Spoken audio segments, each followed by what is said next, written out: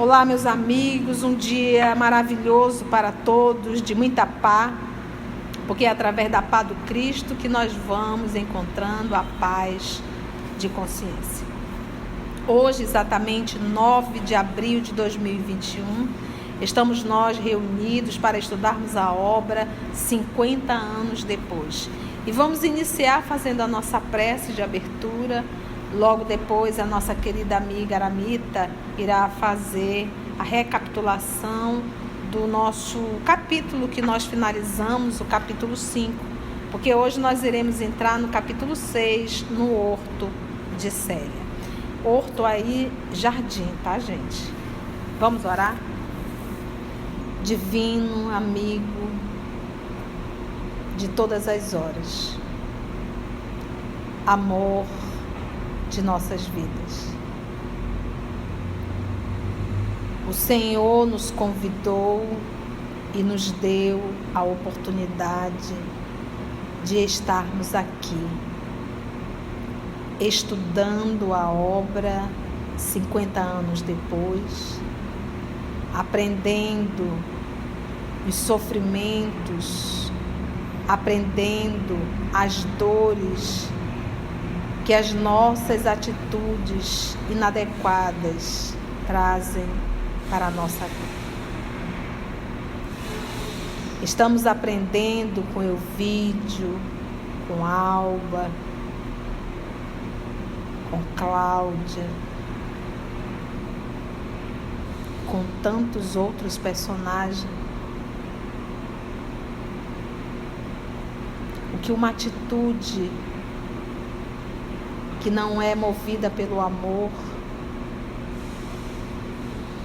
pode desmoronar uma encarnação. Amado Mestre, que nós possamos com essa leitura de hoje aprendermos que o verdadeiro vencedor é aquele que se sacrifica. Que o verdadeiro vencedor, o maior de todos, é aquele que se torna o servo, abrindo mão da vaidade, do orgulho e do egoísmo. Nós lhe agradecemos infinitamente por essa oportunidade que o Senhor nos dá e que nós possamos abrir o nosso mundo íntimo para verdadeiramente nos esforçarmos para aprender e para viver no nosso dia a dia as lições do Teu Evangelho. Que os bons espíritos que aqui estão possam mais uma vez nos conduzir, porque é em Teu nome, Senhor, que todos nós aqui nos encontramos. Que assim seja. No nosso último estudo, nós vimos, que após a morte de Alba Lucínia, o Caio Fabrícios contou que tinha encontrado Célia nas estradas de Capua, e o Elvídio partiu com eles e rodou por tudo aquilo e não encontrou Célia. Ficou quase um ano lá e retornou para Roma. Nesse meio tempo também a Atéria, que quando saiu, vimos que ela foi assaltada logo após o velório de Alba e foi assassinada pelos assaltantes. Então, quando ele volta de Capua, depois de um ano da morte da Alba Lucínia, ele está tristonho, depressivo, não recebe ninguém, mas ele recebe um amigo, o Rúfio Propécio, que o convida e disse que ele também sofreu por amarguras na vida e que ele conheceu Jesus e que isso o tirou da amargura e o conseguiu fazer com que ele enfrentasse e levasse a vida. O Elvídio Lúcio aceitou o convite e começou a participar das reuniões cristãs. E numa dessas reuniões, que veio um orador, ele pergunta desse orador que não tem mais, ele gosta das palavras, das palestras, mas que ele não sabe mais de ninguém como eram os antigos apóstolos, E esse orador fala do irmão Marinho, em Alexandria. E o Elvídio Lúcio disse que no dia seguinte ele ia partir em busca do irmão Marinho, porque ele estava sentindo sede de palavras e de exemplos. Paramos aí. Então vamos lá, vamos ver a busca de Elvídio para encontrar essa figura cristã chamada Senhor Marinho. E interessante nós lembrarmos que ele falou que foi inclusive o que é Saulo, o nome do pregador, né? Saulo foi convertido através do irmão Marinho. Ele se sensibilizou muito ao encontrar, ele faz curas, é interessante. É uma fila muito grande que vai atrás de pessoas atrás de Marinho, do Senhor Marinho, leprosos e paralíticos. Então vamos lá, capítulo 6, no horto de Célia. Vamos lá, no jardim de Célia. Então, lembrando, o título é referente realmente àquele momento em que Jesus busca o horto para a oração, para o encontro com o Pai, lembra? Nos arredores de Alexandria, a filha de Elvídio havia conseguido a melhor e merecida fama de amor e bondade. Gente, a melhor e merecida fama. Amor e bondade. Então, às vezes a gente quer a fama por ter um corpo bonito, a fama por ter dinheiro, a fama por ter um título, a fama por ter um rosto maravilhoso. Não, a melhor fama e merecida é do amor e bondade. Por quê? Porque essa é uma conquista íntima, interna, intransferível e que você nunca mais perde. E nem envelhece, só aperfeiçoa. Transferida para aquela região de gente pobre e humilde, convertera todas as recordações mais queridas, bem como as suas dores mais íntimas, em hino de caridade pura, que se evolavam ao céu entre as bênçãos de todos os sofredores infelizes. Porque vocês recordam que o Epifânio expulsou o irmão Marinho, acreditando que ele tinha engravidado aquela jovem, lembra? E ela acabou ficando com a criança e solicitou que pelo menos entregasse o casebre, né? Aquela casinha abandonada, e é onde ela está, ele, né? O sofrimento e a saudade, como lhe modelaram as feições angélicas, porque no semblante calmo esbatia-se um traço indefinível de visão celestial. A vida de ascetismo, que é a pureza, de abnegação e renúncia, dera-lhe uma nova face, que deixava transparecer nos olhos, serenos e brilhantes, a pureza indefinível dos que se encontram prestes a atingir as claridades radiosas de outra vida. Havia muito começara a emagrecer e, contudo, não abandonara os trabalhos apostolares junto dos sofredores. De tarde, lia o Evangelho ao ar livre, para quantos lhe buscavam amparo espiritual, explicando os ensinos de Jesus e de seus divinos seguidores, fazendo parecer nesses momentos que uma força divina dela se apossava. A voz, habitualmente débil, ganhava tonalidades diferentes, como se as cordas vocais vibrassem ao sopro de uma divina inspiração. Conservava-se no mesmo casebre, ao pé do horto, cujos trabalhos rudes nunca deixaram de lhe merecer atenção e carinho. Todos os irmãos do mosteiro, exceto Epifânio, buscavam-lhe agora a convivência, acatando-lhe as elucidações evangélicas e cooperando nos seus esforços. A jovem romana, transformada em irmão carinhoso dos infelizes, guardava as mesmas disposições íntimas de sempre, cheia de fé e esperança no Senhor de bondade e sabedoria. O pequeno enjeitado de Brunehilda, depois de lhe suavizar a solidão, por alguns anos, com os seus carinhos e sorrisos, havia falecido, deixando-a triste e abatida mais que nunca. Impressionada com o acontecimento, Célia suplicava fervorosamente e, uma noite, quando se entregava à solidão de suas preces e meditações, divisou a seu lado o vulto de Quinéio Lúcio, o seu avô paterno, contemplando-a com infinita ternura. Então vamos ouvir agora, na voz do nosso irmão Augusto, o seu Quinéio Lúcio. Então, olha só, Célia era médio vidente? Não. Célia desenvolveu essa faculdade, eu vou chamar assim, através da sua evolução espiritual, pautada em estudo, meditação, o próprio sofrimento, renúncia e trabalho. Então, a forma para o meu processo de evolução é sacrifício. No dia que nós entendermos isso, a gente vai começar a fazer o movimento de crescer. Então, eu não vou crescer sentada ou deitada em uma rede tomando água de coco, ou seja, atendendo todos os meus caprichos pessoais. Só há evolução quando há um movimento de sacrifício. E esse primeiro sacrifício é sacrificar os nossos desejos pessoais. Vamos lá para o Quinéio. Filha querida, não te magoe essa nova separação do ser idolatrado. Prossegue na tua fé, cumprindo a missão divina que o Senhor ouve por bem deferir a tua alma sensível e generosa.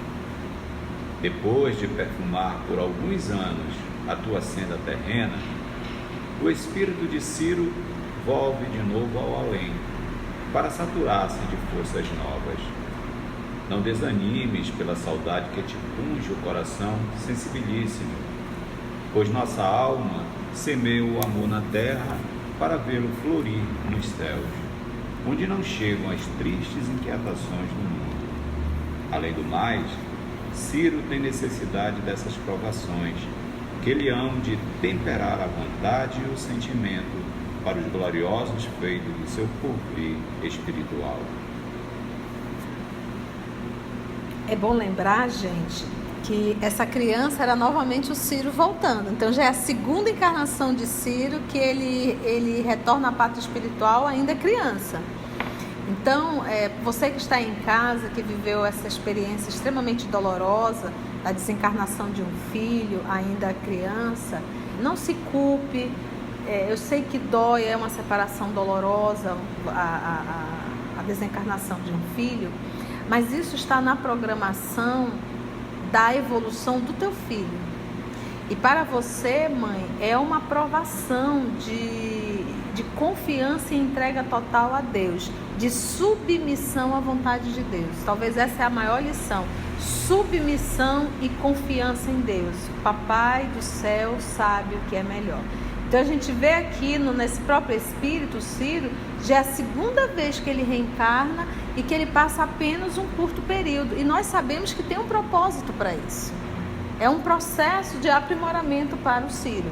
Então o que ele diz? Ela está muito triste, a dor, né? É um filhinho, né? E é alguém que ela sabia quem era.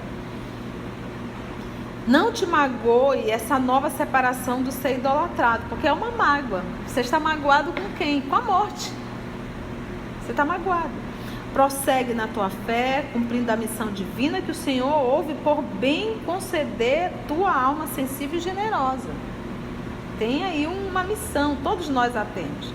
Depois de perfumar por alguns anos o teu caminho aqui na terra, o espírito de Ciro volve de novo ao além, para saturar-se de forças novas. Então, ele precisa voltar, se recupera e vai reencarnar de novo.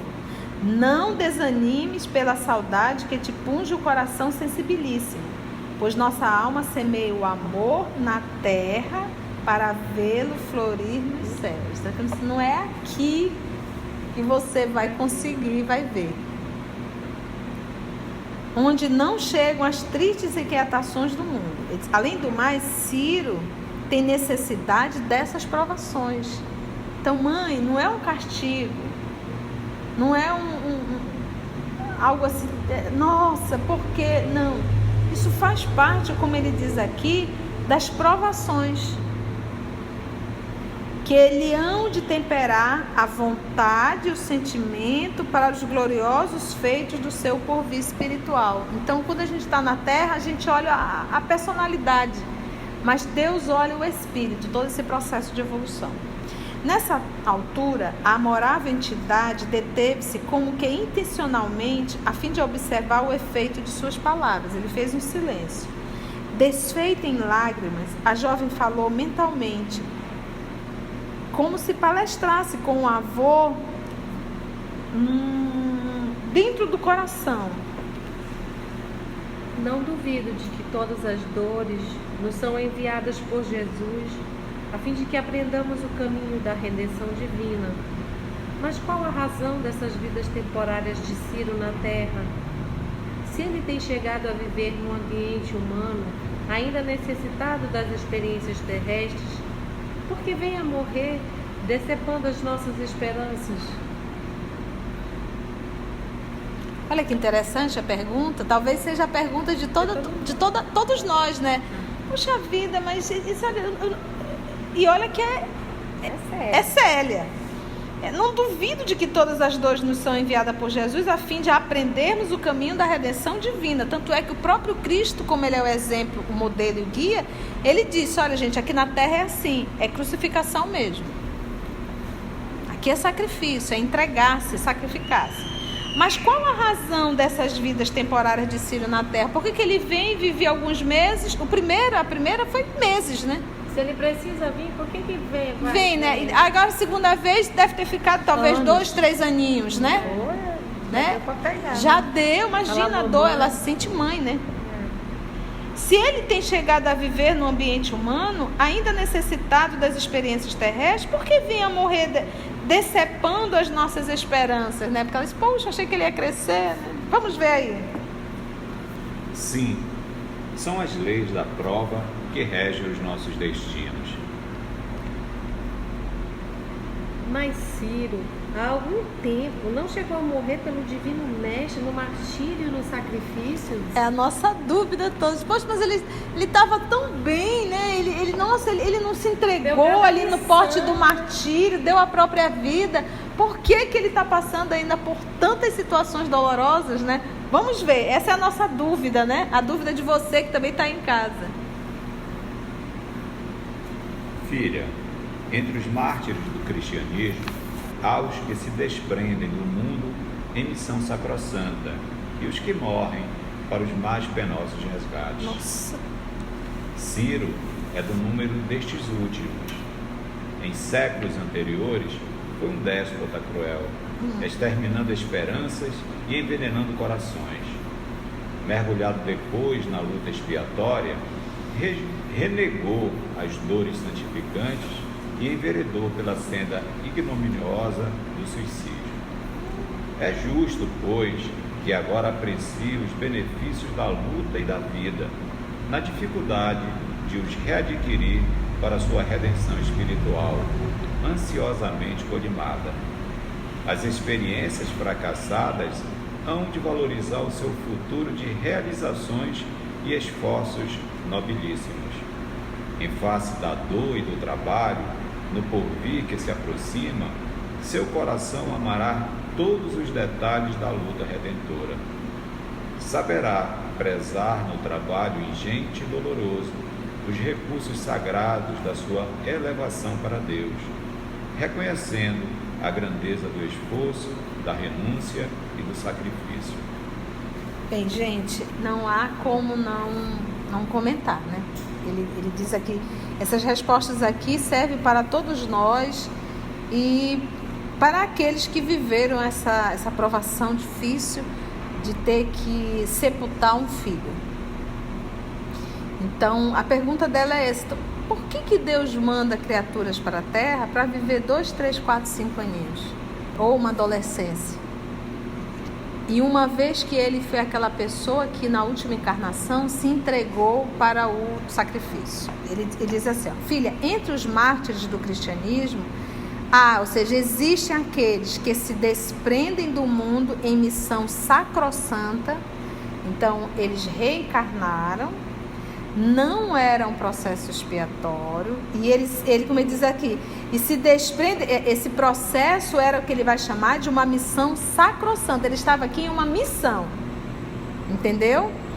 Então, vamos pegar o nosso próprio Nestório. Era missão ou era um processo expiatório? Era um processo expiatório. Aí vamos pegar, e o nosso Senhor Jesus? Missão. Então, olha só, aos que se desprendem do mundo em missão sacrossanta. Aí vamos pegar o próprio Alcione, a própria Célia, mas vamos pegar Alcione, que foi sacrificada lá na Idade Média, no período da Inquisição, que ela foi praticamente sepultada viva, né? Jogaram ela dentro daquela sala e ali ela ficou, dentro daquela prisão. Morreu de fome, sede, sem banhar, sem ver a luz do sol. Então aquilo dali era o quê? Missão. Ela veio com missão. Então, aos que se desprendem do mundo em missão sacrossanta e os que morrem para os mais penosos resgates. Aí nós vamos lembrar de quem? Não só de Ciro, como o próprio pai dele nessa encarnação, que era o Nestório. Porque lembra quando Jesus chamou lá atrás, ele na posição que ele estava de senador, ele poderia dar um salto na sua evolução. Senador agora, ou só daqui a séculos. E ele preferiu séculos, né, Aramita? Séculos. Então ele diz, Ciro é do número destes últimos. Qual é o último? Resgate. Em século, agora ele vai explicar, vamos levantar o pano, né, o véu. Em séculos anteriores, fofoca do além. Adoramos, vamos lá, né? Em séculos anteriores, porque quando a gente... Mas figura isso aí que serve lá para Pollux, né? Serve para Pollux, exatamente. Isso aí abre muitas portas. Exatamente, porque Ciro é Pollux, né? Exatamente. É coringa para duas obras. Coringa para as duas obras, exatamente.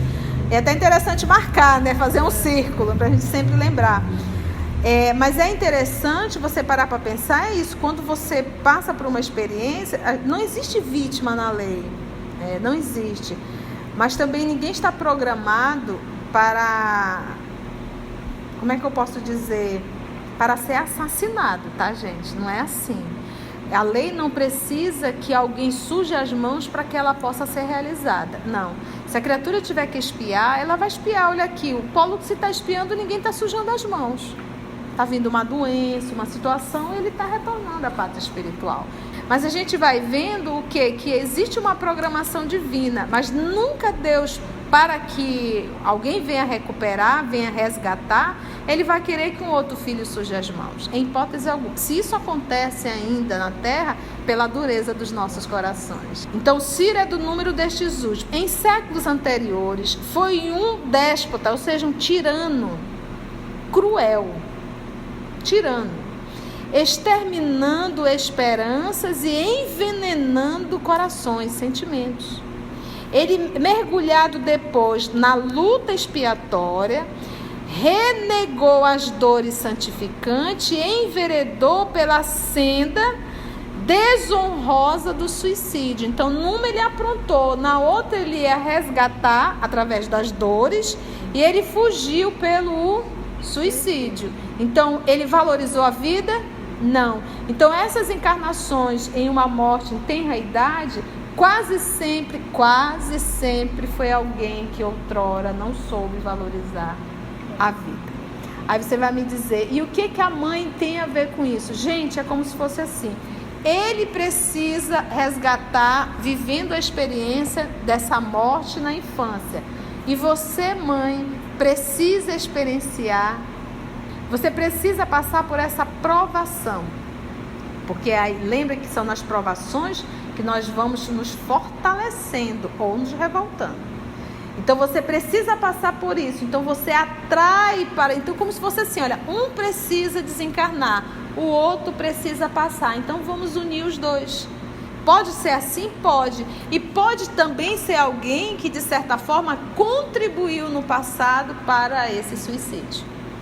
tá? Então pode ser tanto opção A quanto opção B, e tem a C, a D e a E, a gente só está aqui dando uma leve ideia, tá? Então olha o que ele fez. Em uma ele aprontou, na outra ele foi espiar, decidiu fugir pelo suicídio.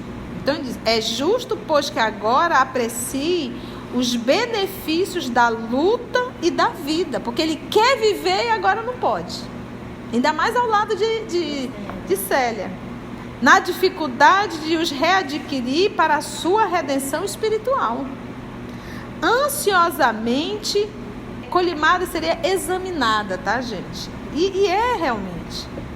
As experiências fracassadas hão de valorizar o seu futuro de realizações e esforços nobilíssimos. Essas experiências fracassadas, essas que a experiência física não continuou, teve que parar. Em face da dor e do trabalho, no porvir que se aproxima, seu coração amará todos os detalhes da luta redentora. Ele saberá prezar no trabalho enorme e doloroso os recursos sagrados da sua elevação para Deus. Ele saberá, reconhecendo a grandeza do esforço, da renúncia e do sacrifício. Olha, nós estamos aqui no ano 140, né, Aramita? Você vai ver que ele vai aparecer no livro Renúncia como Pollux, que é o Carlos, e nós já estamos lá no século 17 e ele continua pisando na bola. Aí a gente para, por isso que o nosso querido Emmanuel, ele diz assim, urge, Conceição. É como se ele dissesse assim, tu já está há milênios repetindo erros. Urge. Confortada com os esclarecimentos do mentor espiritual, logo entreviu outra entidade, de semblante nobre e triste, a contemplá-la, num misto de alegria e amargura. Estranhando a visão, sentiu que a palavra carinhosa do avô esclarecia. Não te surpreenda, nem te assustes. Tua mãe, hoje no plano espiritual, aqui vem comigo, trazer-te o coração bondoso e agradecido. Ela nem sabia que a mãe tinha desencarnado. Dolorosas emoções lhe vibraram no íntimo, por força daquelas revelações inesperadas. As lágrimas se fizeram mais doridas e copiosas. Duvidava da própria vidência, lembrando o passado com os seus espinhos e sombras desoladoras. Mas, anjo ou sombra, o espírito Alba Lucínia, como que submerso num véu de tristeza impenetrável, aproximou-se e lhe beijou as mãos. Célia desejava que aquela entidade triste e benfazeja lhe dissesse algo ao coração. A sombra materna, porém, continuava muda e consternada. Contudo, sentiu que, na mão direita que a sombra osculara, persistia uma sensação indefinível, como se, com seu beijo, a Alba Lucínia trouxesse também uma lágrima ardente e dolorida. Ante o choque inesperado, a jovem romana notou que ambas as entidades escapavam novamente ao seu olhar. Nessa noite, meditou sobre o passado, mas que em outros dias, entregando a Jesus as suas preocupações e as suas mágoas, rogando ao Senhor lhe fortificasse o espírito, a fim de compreender e cumprir integralmente os santos desígnios de sua vontade divina.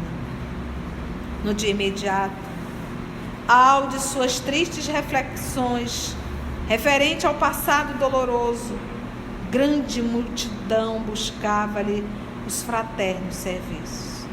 Eram velhinhos desolados à cata de uma palavra consoladora e amiga, mulheres das povoações mais próximas, que lhe traziam os filhinhos enfermos, sem falar das muitas pessoas procedentes de Alexandria, em busca de lenitiva espiritual para os dissabores da vida. À medida que as cercanias do mosteiro se enchiam de viaturas, seu vulto franzino e melancólico desdobrava-se em esforços espantosos para consolar e esclarecer a todos. Você vê, gente, o que é um coração que confia em Jesus? Entrega tudo na mão dele e vai trabalhar. Eu gosto da frase de Chico, ele dizer assim: o espírita chora escondido, lava o rosto e vai atender a multidão sorrindo. De vez em quando, um acesso de tosse sobrevinha, provocando a piedade alheia. Ela, porém, transformando a sua fragilidade em energia espiritual inquebrantável, parecia não sentir o aniquilamento do corpo, de modo a manter sempre acesa a luz da sua missão de caridade e de amor. De tarde, invariavelmente, procedia às leituras evangélicas, ouvidas pelos visitantes numerosos e pela gente simples do povo. Foi aí, aos lampejos do crepúsculo, que seus olhos atentaram numa viatura elegante e nobre, de cujo interior saltava Elvídio Lúcius, que o seu coração filial identificou imediatamente. O antigo tribuno, encontrando a pequena assembleia ao ar livre, procurava acomodar-se como pôde, enquanto nos traços fisionômicos do irmão Marinho surgiam os sinais da emoção que lhe vibrava na alma. Entretanto, sua palavra prosseguia sempre saturada de intensa ternura, em minudente comentário à parábola do Senhor. O irmão dos infortunados e dos doentes falava das pregações do Tiberíades como se houvesse conhecido a Jesus de Nazaré. Tal a fidelidade e a amorosa vibração da sua palavra. Ela falava de um jeito que parecia que ela também conheceu Jesus. Gente, ele só chegou e se sentou. E ela continua pregando. Enlevado na contemplação do maravilhoso quadro, o filho de Quinéio Lúcio fixou o famoso missionário, tomado de surpresa estranha. Aquela voz, aquele perfil lembrando mármore precioso, burilado pelas lágrimas e sofrimentos da vida, não lhe recordavam a própria filha? Se aquele irmão Marinho vestisse a indumentária feminina, raciocinava o tribuno vivamente interessado, seria a imagem perfeita da filhinha que ele vinha buscando por toda parte, sem consolação e sem esperança. Assim pensava, seguia-lhe a palavra, cheio de surpresa cariciosa. Ninguém ainda lhe falara do Evangelho com aquela clareza e simplicidade, com aquela unção de amor e firmeza que, instintivamente, lhe penetravam o coração, propiciando-lhe um brando consolo. Fizera a viagem de Órtia a Alexandria, abatido e enfermo. Seu estado orgânico chegara a despertar o interesse de alguns amigos romanos, a ponto de insistirem pelo seu imediato regresso à metrópole. Profundo cansaço transparecia-lhe dos olhos desalentados, de uma tristeza inalterável e de um penoso desencanto da vida. Todavia, ouvindo aquele apóstolo extraordinário, cheio de benevolência e brandura, experimentava no imo um alívio salutar. A brisa vespertina afagava-lhe levemente o rosto, com os derradeiros reflexos do sol a diluir-se em nuvens distantes. A seu lado, concentrada, a multidão dos pobres, dos enfermos, dos desventurados da sorte, em preces fervorosas, como se esperassem todas as felicidades do céu para os seus dias tristes. A poucos passos, a figura esbelta e delicada do irmão dos infortunados e aflitos, que lhe falava ao coração com maravilhosa suavidade. A Elvídio Lúcio pareceu-lhe que fora transportado a um país misterioso, cheio de figuras apostólicas, e sentia-se entre aqueles crentes anônimos na posse de um bem-estar indizível. Desde a dolorosa desencarnação da companheira, tinha o espírito mergulhado num véu de amarguras atrozes. Nunca mais desfrutara a tranquilidade íntima, sob o peso de suas angústias dolorosas. Entretanto, os ensinamentos do irmão Marinho, suas considerações e suas preces proporcionavam-lhe intraduzível esperança. Figurou-se-lhe que bastava aquele instante breve para que pudesse reerguer a confiança no futuro espiritual, pleno de realidades divinas. Sem poder explicar a causa da sua emotividade, começou a chorar silenciosamente, como se somente naquele instante houvesse afeiçoado de fato o coração às belezas imensas do cristianismo. Terminadas as interpretações e as preces do dia, enquanto a multidão se retirava comovida, Célia deixava-se ficar no mesmo ponto, sem saber que norma adotar naquelas circunstâncias. No íntimo, contudo, agradecia a Deus a graça sublime de surpreender o espírito paterno, tocado de suas luzes divinas, suplicando ao Senhor permitisse ao seu coração filial receber a necessária inspiração dos seus augustos mensageiros. Na quase imobilidade de suas hipóteses, naquele momento grave do seu destino, foi despertada pela voz de Ovídio Lúcio, que se aproximava, exclamando: Irmão Marinho, sou um pecador desencantado do mundo, que vem até aqui atraído por vossas virtudes sacrossantas. Venho de longe e bastou um momento de contato com a vossa palavra e ensinamentos para que me reconfortasse um pouco, experimentando mais fé e mais esperança. Desejava falar-vos. À noite, contudo, não tarda e temo aborrecer-vos.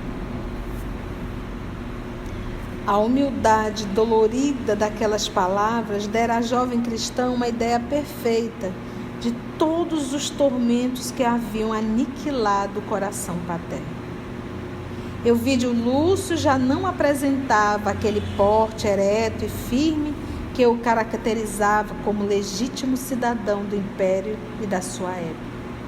Os lábios tranquilos de outrora ajustavam-se num sorriso de tristeza e angústia indefiníveis. Os cabelos estavam completamente brancos, como se um inverno implacável e intenso lhe houvesse despejado na cabeça um punhado de neve indestrutível. Os olhos, aqueles olhos que tantas vezes lhe evidenciavam uma energia impulsiva e orgulhosa, eram agora melancólicos, espraiando-se com humildade sincera por toda parte, ou dirigindo-se com expressões súplices para o alto, como se de há muito estivessem mergulhados nas mais comovedoras rogativas. Célia compreendeu que uma tempestade dolorosa e inflexível havia desabado sobre a alma paterna para que se pudesse realizar aquela metamorfose. Porque ela não sabe nada, né? Ela não tem ideia que a Téria tenha voltado e contado toda a verdade. Meu amigo, rogo a Deus que se não dissipem as vossas impressões primeiras, e é em seu nome que vos ofereço a minha choupana humilde. Se vos apraz, ficai comigo, pois terei grande júbilo com a vossa presença generosa. Ovídio Lúcio aceitou o delicado oferecimento, enxugando uma lágrima. E foi com enorme surpresa que reparou no casebre onde vivia, confortado, o irmão dos infelizes. Em poucos instantes, o irmão Marinho arranjou-lhe um leito humilde e limpo, obrigando-o a repousar. Guardando na alma uma alegria santa, a jovem se movia de um lado para outro e não tardou. Levasse ao tribuno surpreso um caldo substancioso e um copo de leite puro, que lhe confortaram o organismo. Depois, foram os remédios caseiros manipulados por ela mesma, com satisfação intraduzível. Eu imagino o coração de Célia cuidando do pai, porque quando a gente ama é isso, né? Então ela está tendo essa oportunidade, né? A noite caíra de todo com o seu cortejo de sombras, quando o irmão Marinho se assentou à frente do hóspede, encantado e comovido com tantas provas de carinho e desvelo.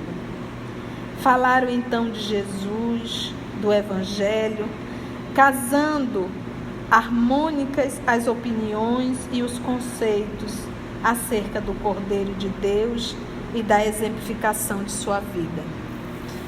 De vez em quando, o tribuno contemplava o interlocutor com o mais acentuado interesse, guardando a impressão de que o conhecera em outros lugares. Por fim, dentro do profundo bem-estar que sentia renascer-lhe no íntimo, Elvídio Lúcio ponderou: cheguei ao cristianismo qual náufrago, após as mais ásperas derrotas do mundo. Sinto que o Divino Mestre endereçou à minha alma todos os apelos suaves da sua misericórdia. No entanto, eu estava surdo e cego no âmbito de lamentáveis desvarios. Foi preciso que uma hecatombe desabasse em meu lar e sobre o meu destino, para que, no fragor da tempestade destruidora, conseguisse romper as muralhas que me separavam da nítida compreensão dos novos ideais florescentes para a mentalidade e o coração do mundo. Jamais confiei a alguém os episódios pungentes da minha vida, mas sinto que vós, apóstolo de Jesus e seguidor do Mestre na exemplificação do bem, podereis compreender minha existência, ajudando-me a raciocinar evangelicamente, para que cumpra os meus deveres nestes últimos dias de atividade terrena. Nunca, em parte alguma, deixei de experimentar uma tal ou qual dúvida que me desconsola. Aqui, porém, sem saber porquê, experimento uma tranquilidade desconhecida. Julgo dever confiar em vós, como em mim mesmo. Há muito sinto necessidade de um conforto direto, e somente a vós confio as minhas chagas, na expectativa de um auxílio carinhoso e fraterno. Cenas do próximo capítulo. Ainda bem, porque eu tô aqui morrendo. Estamos todos aqui debulhados em lágrimas. Fica até difícil pra gente ler. Eu aqui segurando, senão... Porque realmente é uma emoção muito grande o encontro de uma filha com um pai amado, né? E é isso, gente. Quantas lições. A gente está observando aí na trajetória da nossa querida Célia, que a vida dela inteira foi de sacrifício. Mas a gente lembra de Atéria. Atéria fez o mesmo percurso quando saiu da casa de Elvídio. E logo no primeiro momento ela já foi morta. Naquele processo de expiação já por tudo que tinha sido feito. E a gente vê que a nossa menina Célia, apesar de todos os perigos que ela passou, nunca esteve abandonada. E aí você vê agora o pai descobrindo toda a verdade e hoje vindo parar exatamente aonde? No colo e para essa filha amada cuidar desse pai. E um dia antes, o senhor Quinéio Lúcio e a própria mãe veio para Primeiro para que ela soubesse que a mãe havia desencarnado. E o próprio Quinéio Lúcio fortalecendo o coração dela para que a tristeza não tomasse conta por conta da morte do Ciro, que já era agora, né, uma nova condição. Gente, muitas emoções, é uma delícia. Olha, assim, meu coração de gratidão a Emmanuel por ter assim trazido essa história bendita pra gente. Por isso que eu sou muito grata às mãos abençoadas de Chico Xavier, porque esse homem, ele nos deixou verdadeiros tesouros, realmente, tesouro.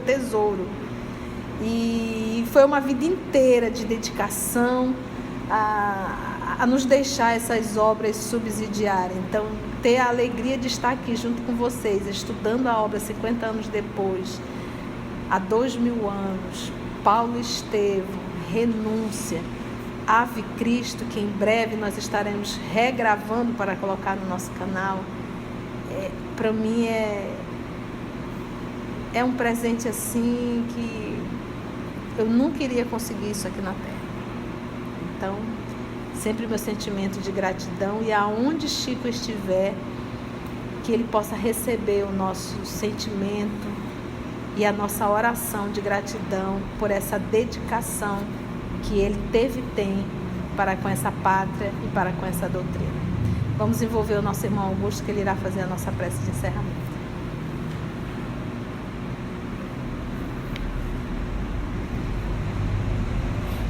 E assim, mestre amigo Jesus, só podemos te agradecer por essa sexta-feira, onde aqui, reunido em teu nome, temos esse manjar, onde podemos saciar a nossa sede. E através desses conhecimentos, mestre amigo Jesus, que tu nos traz, nos consolando, nos confortando e nos orientando em nossa caminhada, possamos nós, mestre, ter essa fé viva e a vontade firme de cada vez mais nos reunirmos para que, através dos teus ensinamentos, possamos chegar a ti. Obrigado, mestre, que fica conosco hoje e sempre, que assim seja.